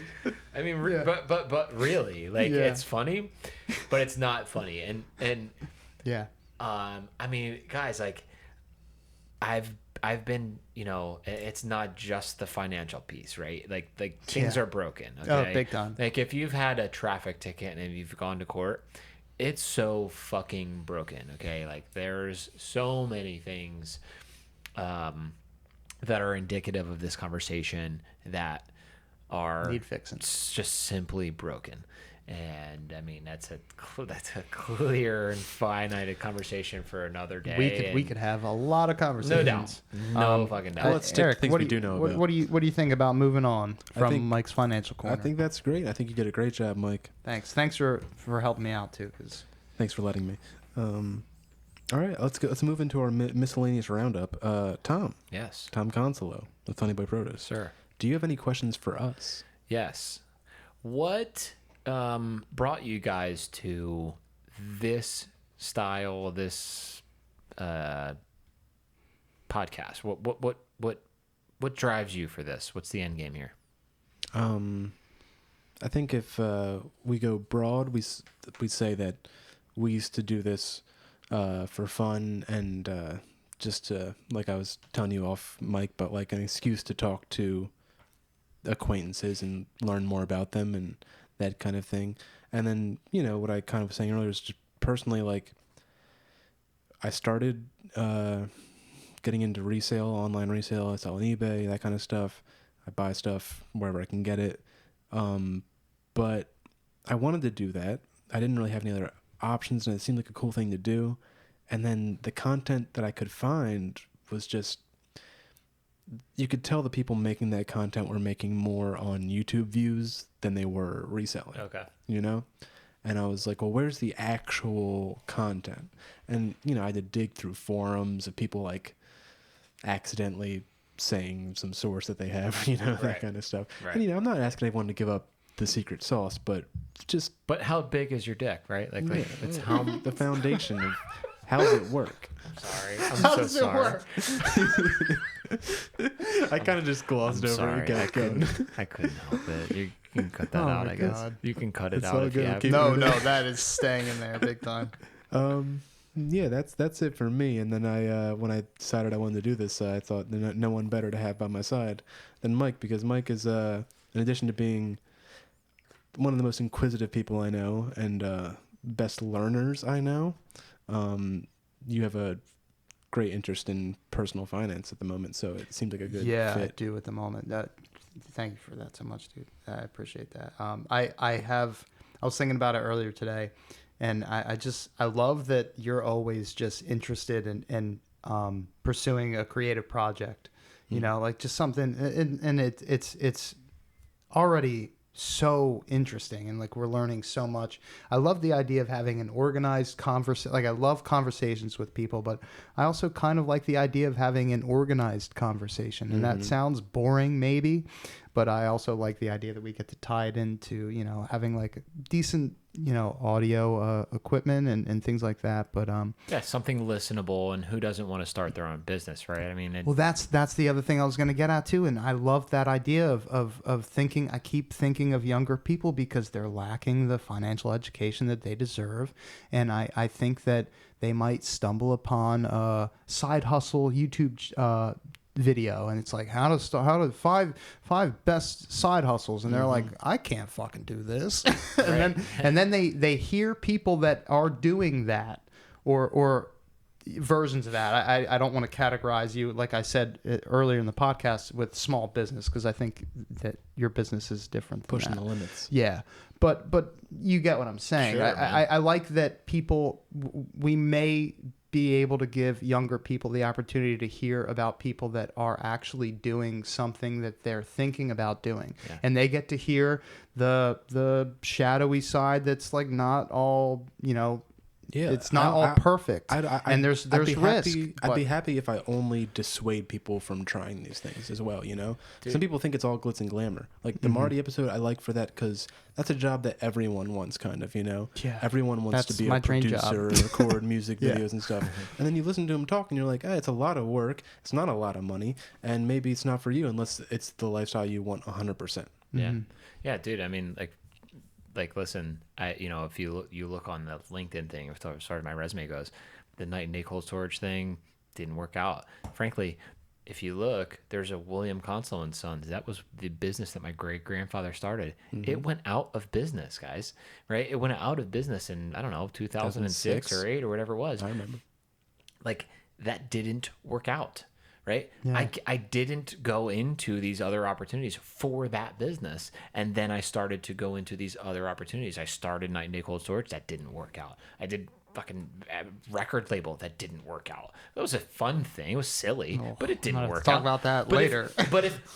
But like, I'd be lying if I said when I filed for that LLC, I had high hopes for it. Oh, yeah. Like, it was a joke, kinda. I'm gonna say it now, but like, if I had, It's probably your world. There was a time. 100%. There was a ringing in your head that said, it was maybe for what one if, project, maybe what for if. one friend, that I wanted to get his record with a record label on it, and it failed.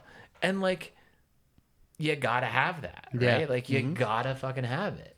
And so, there's like key pieces to it, man. You gotta fuck shit up before you do it right. You just Yeah. have to. I think Yes. that's super important to know.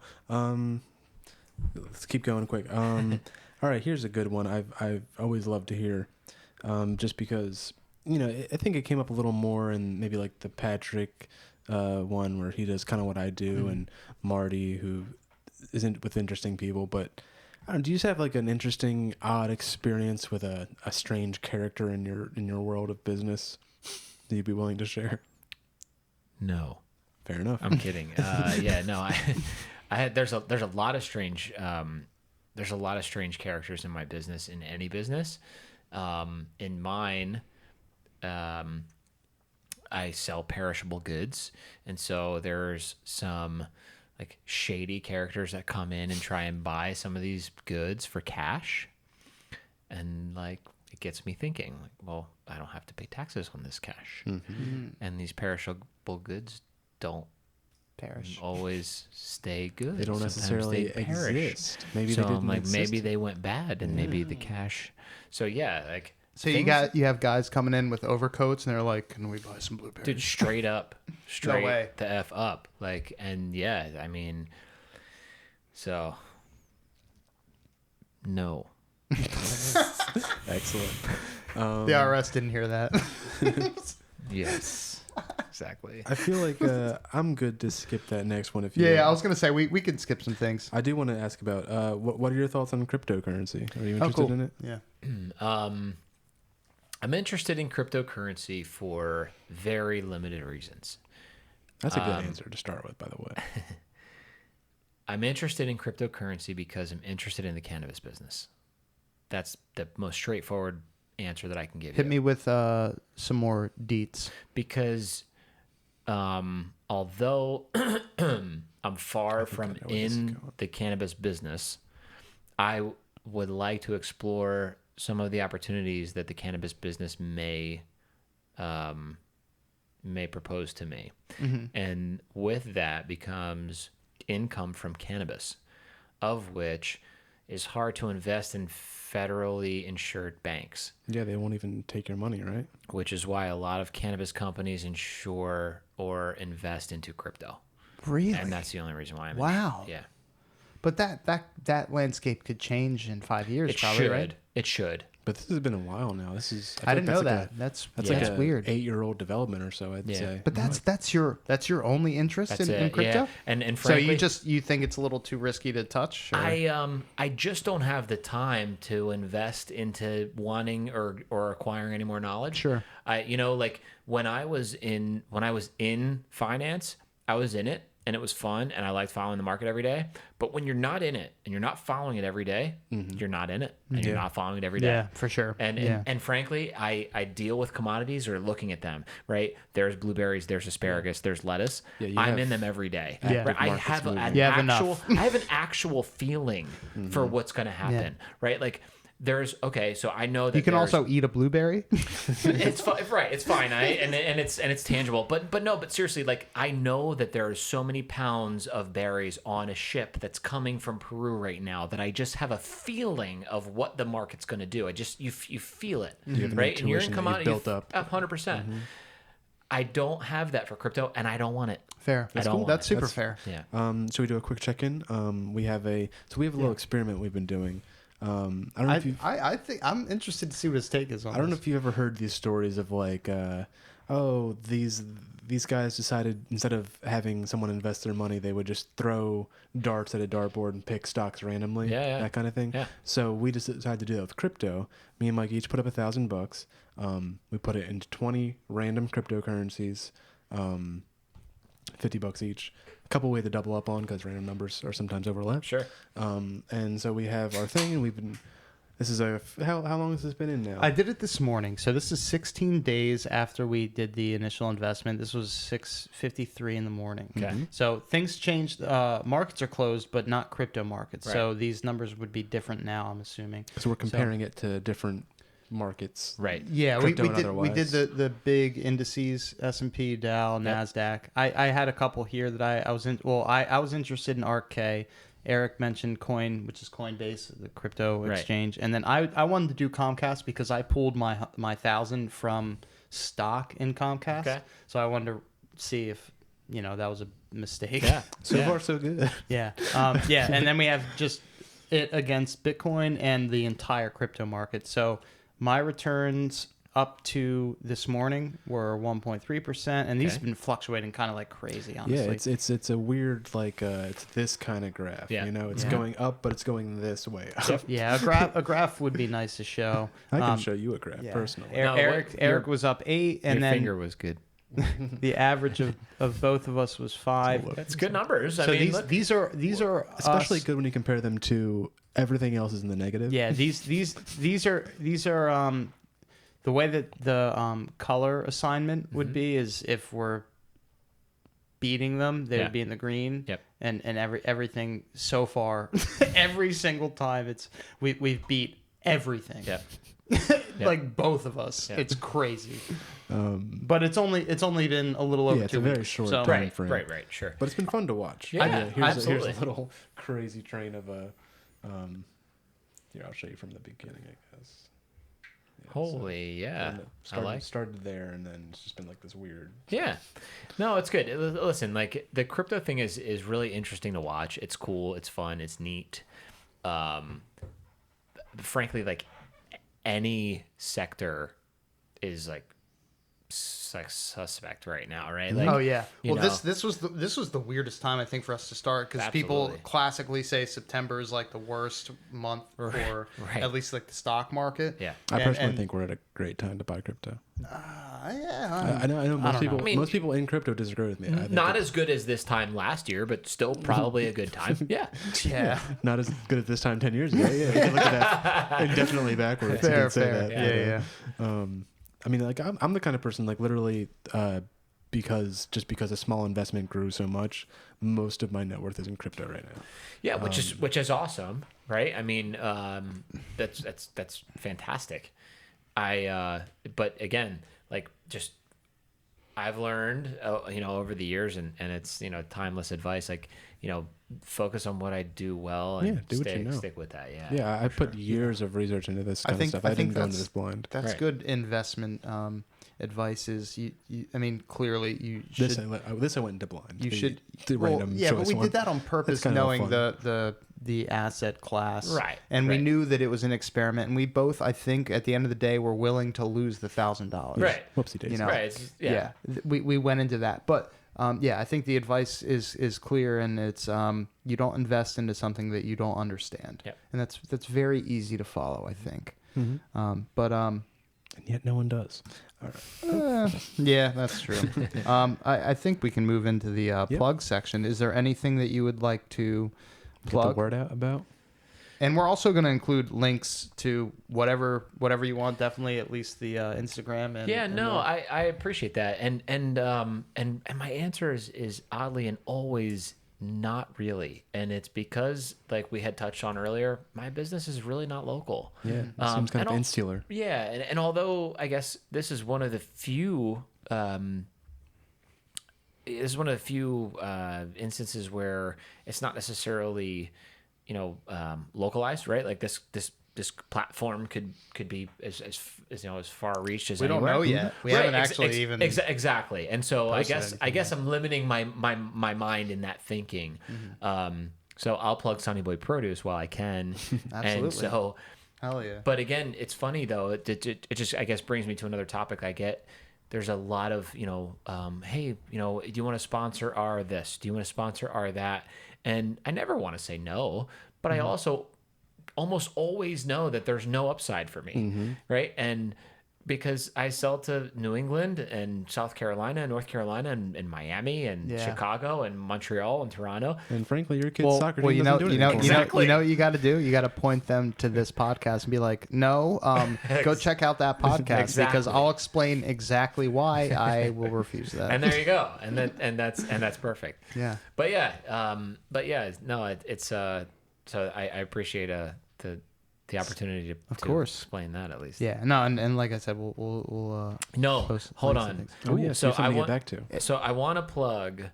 I have all of these questions are awesome. This podcast is like it's really fun and really cool. Appreciate that. I'm glad that you're enjoying it. I love it. It's amazing. And my first opportunity to really like kind of over expulge. I don't know if that's a word. Sure, I get it. Splooge. Context clues. We all understand what you're saying. I don't know if that's a word, but I understand what you're saying. Yeah, I don't have an opportunity to usually like talk about this stuff, and it's really expound. Yeah, thank you.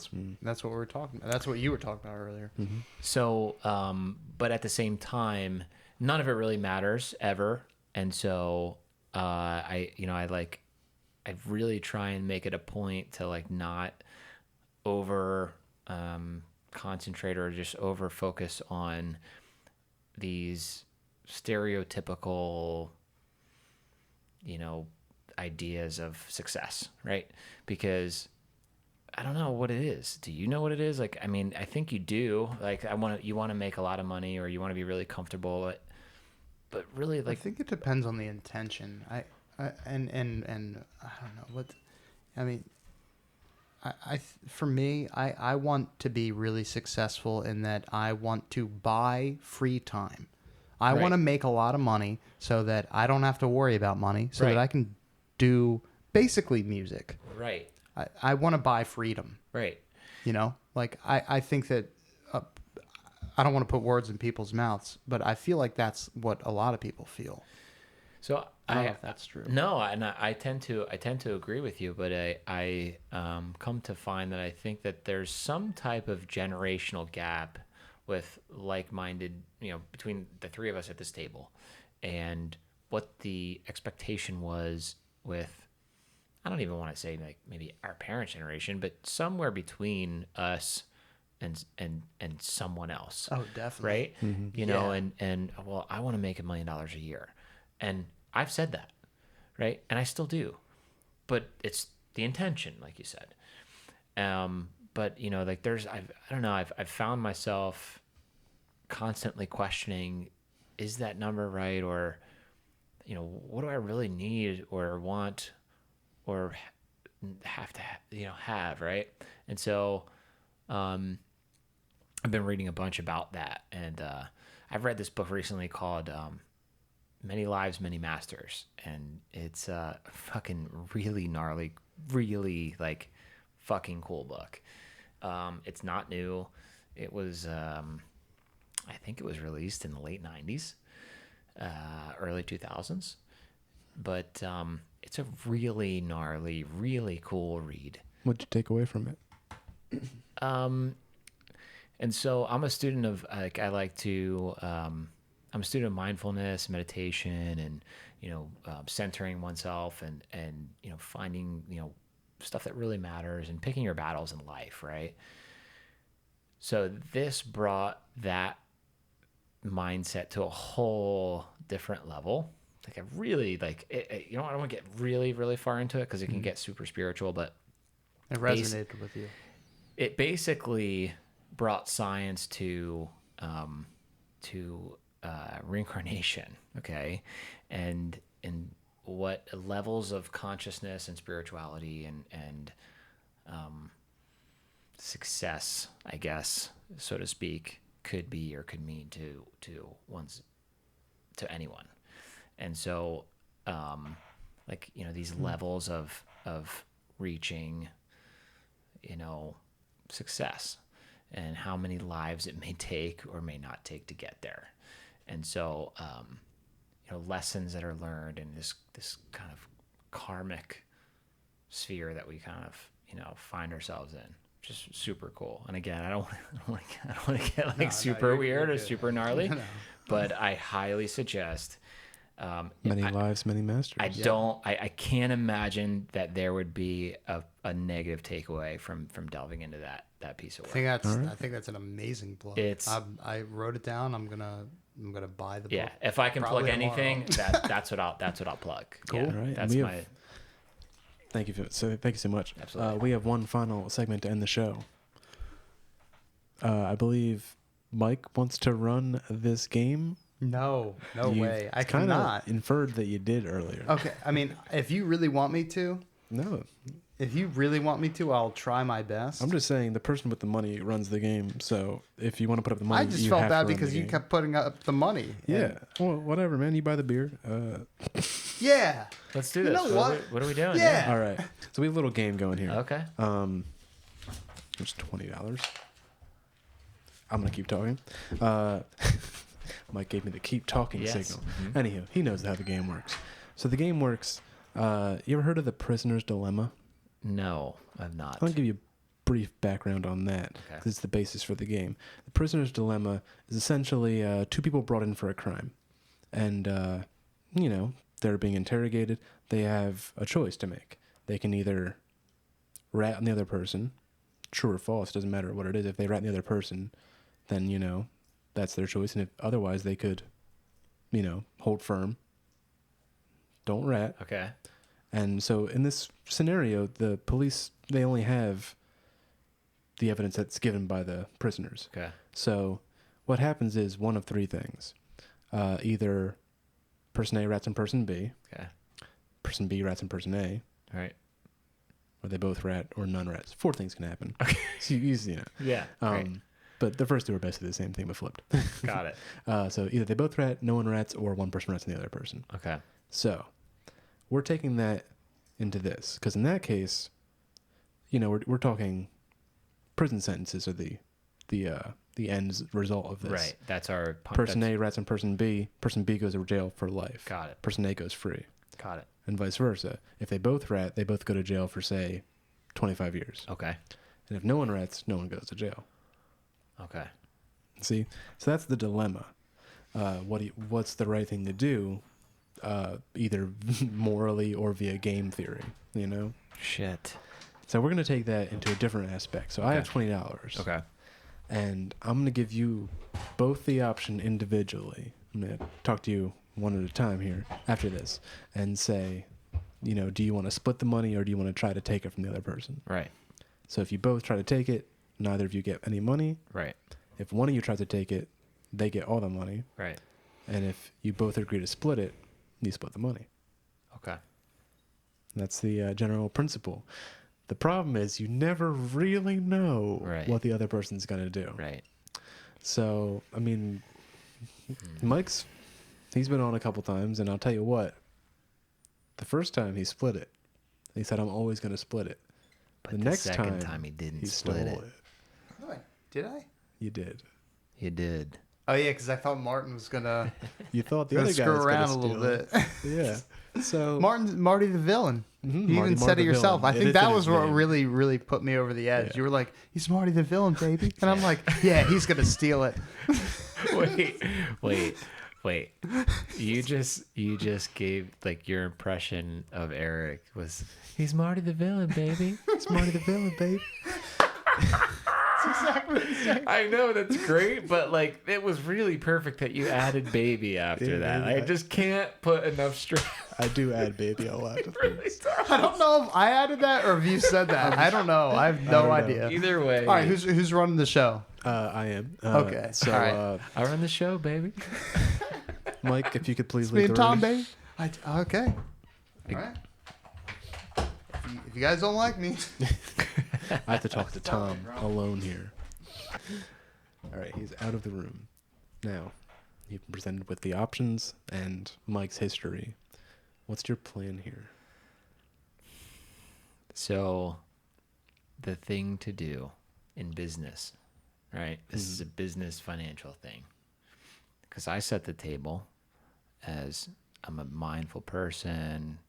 You know, we talked about the karmic sphere that we're in. Yeah. So, I mean, everyone would think I'm going to split it, right? Yeah. That's the beauty of it. Right. But this is a financial talk. Yeah. Okay? And this is a game. Yeah. And I'm going to fucking win. Yeah. So I'm going to take the fucking money. I respect that. Okay. You know why? Why? Because here's something I always try to break down to the contestants. If you think that they will split it, you should steal it. Right. And if you think that they will steal it, you should steal it. Right. So. Easy money. Yeah. Easy money. Stealing it, locking in. Taking it. All right. Stuff. All right. If you could please leave the room and get Mike back in here. I will do it. Thank you.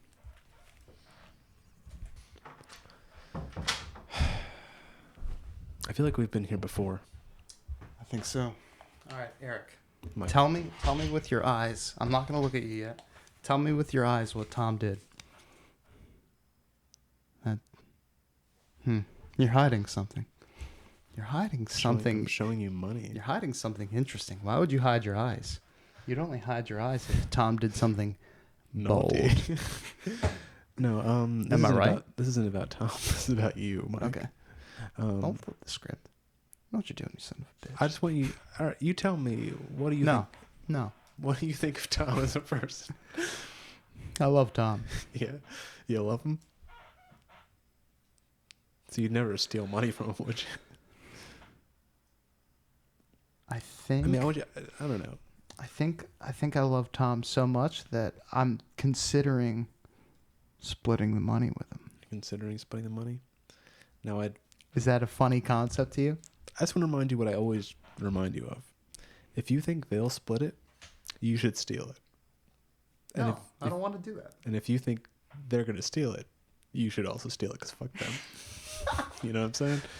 Eric, you are... Oh, man. Now, he's a chump. He's over here talking about karmic justice and, putting out good things. Losing money on purpose? What is that about? He's a chump. I think it's easy money. You play the best mind games, Eric. You know what, man? I think all right, really I'm thinking about this really Yes, for a second. really think about this. I mean, I think Tom likes me. I think that the only reason he would steal from me would be to shake things up, maybe.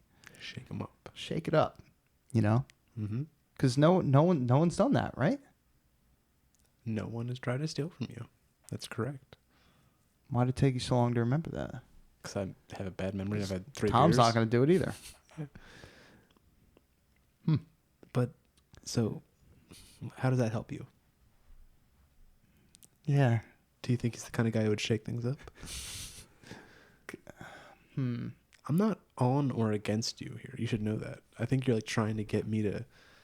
I'm trying to use you as a mirror of Tom is what I'm trying to do. And it's really hard because you're really good at what you do. And that's why I don't think I could run this game. I'm going to... My only goal here is to remind you that you should steal the money. Always. Nah. I'm working in my best interest at all times. You should know that. I reckon I split it with him. You're going to split it with him. Yeah. Well, no, I mean, that's what I hope the outcome is, right? Yeah, you make a choice. You either try to split or steal. Yeah, split. You're going to try to split? Why would you do that? I've explained the numbers to you. Because it's good and boring, right? If you're like, oh, I hate this. Well, if see, my problem here is, if either of you try to split, I lose money, and it's just terrible. All right, you locked in split. Go get Tom. Well, we have good news and bad news. The good news is I don't need change from my 20s. The bad news is that Tom stole the money from you, Mike, and Mike tried to split it with you. I'm sorry, But man. hey, You know, Can I that just ask? makes Tom which $20 richer. Hey, where all the fucking 20s come from? That's for your Credit Karma, John, right? I was gonna fund this game because you funded the first. But then two. we discussed that if you're only funding it if it's your money at stake. Otherwise, the stakes are all wrong. And plus, you bought the beer. Oh yeah. Okay. Can I ask why? yes, because I'm an asshole. no, like business is business, right? Yeah.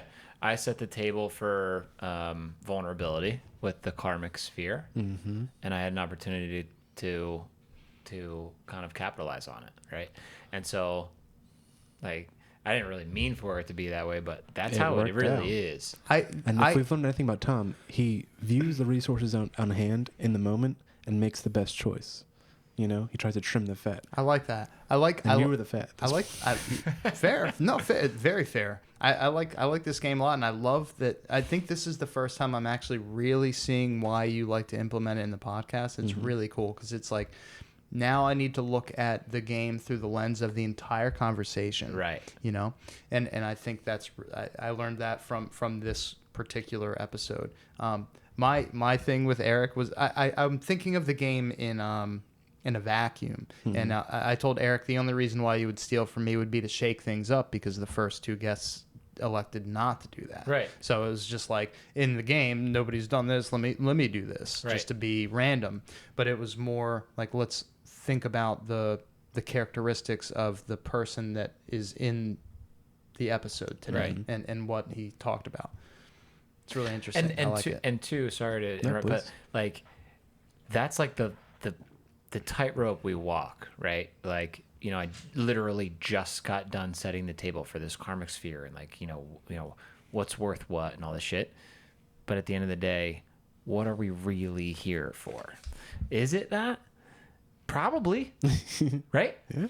You know, but at the same time, like if we have the opportunity and we know how to get it, right? But if you're doing all right and, you know, like you're getting by, you're like, well, yeah, you know, like I'm just trying to like, you know, make a nice life for my family and I, but then all of a sudden you like hit something, you're making bank and you're like, well, yeah, I'm here to fucking make money. Mm-hmm. Yeah. So it's, but realistically, there is a tightrope to walk, right? And so like, I mean, and that's what you gotta find, right? You gotta find who your masters are. You know, how many lives you want to go through before you get to where you got to get to, right? And so, How many games do I have to go to until I exactly don't have to give out $20? exactly right. Like how many of My these? whole goal is to make you both try to steal, and I haven't gotten it yet. Hey, really though, like how many of these do you need? Mm-hmm. You know, but yeah. So it's a cool good game. exercise. It's a Yeah, very it's good cool game. exercise. Yeah, very cool. All right, guys. I think that's been the show. Yeah. It's been a man. lot of fun. It's been a lot of fun. We ran long. I think it's okay because I think the this is longest episode. I think we just broke 2 hours. Yeah.